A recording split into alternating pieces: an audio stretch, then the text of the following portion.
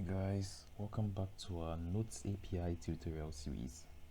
We've been at it for a while now and we've looked at routing, request and response objects, and the leaf form module, which basically allows us to cleanly validate request data. So requests from forms, Ajax requests and stuff like that.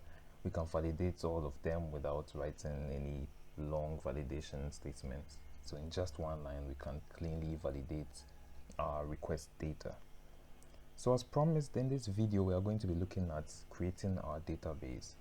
So we will be creating a database which we'll be using for the rest of our tutorial series. So I'm going to be using PHPmyAdmin, which came along with the installation I used. So I installed this whole thing with XAMPP, XAMPP. Yeah, there's another P there. Alright, so it came along with PHPmyAdmin and a whole lot of other tools. So anyway, creating the database, to do this we just click on new and I'm going to be naming it Notes API. So Notes API and then create. So basically it's going to have two tables, our users table and our notes table. So the user is supposed to have a user ID, a username, email, password, and created at. So the created at just shows us when the user signed up. It's pretty helpful at times. I don't know, I got that from Laravel. So Laravel migrations always add the created at and updated at timestamps. Well, you can remove them, but then it's something I found pretty useful, so I always add it whenever I create database tables. Right, so email, password, and the created at field.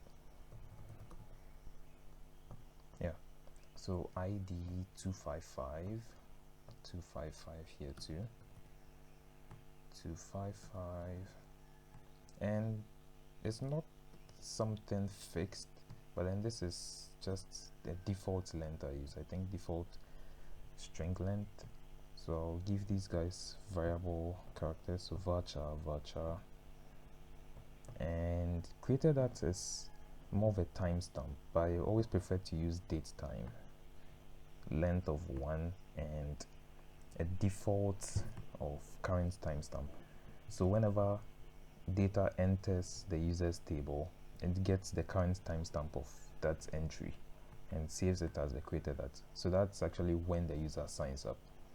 So we have a password, and ID is supposed to be an auto increment value. So we look for AI here, which is auto increment. Primary key too, it does that automatically for us.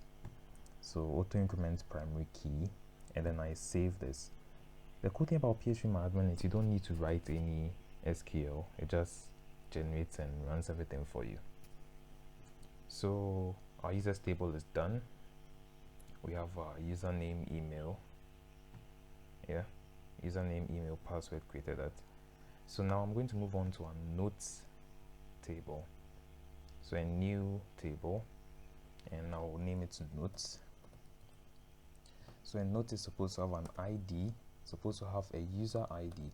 So the user ID just shows who wrote this note, something like that.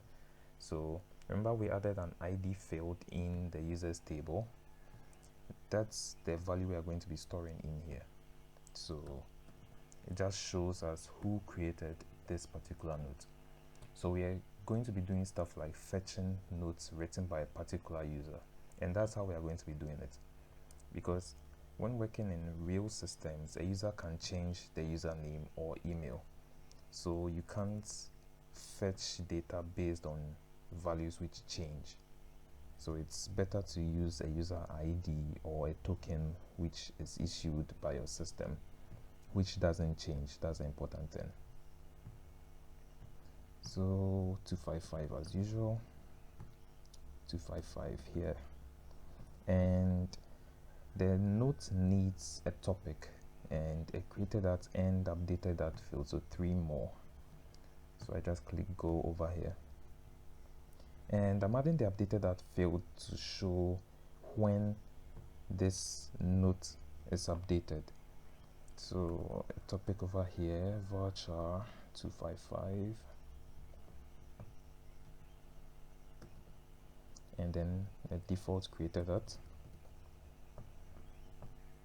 which date time 1, and default current timestamp.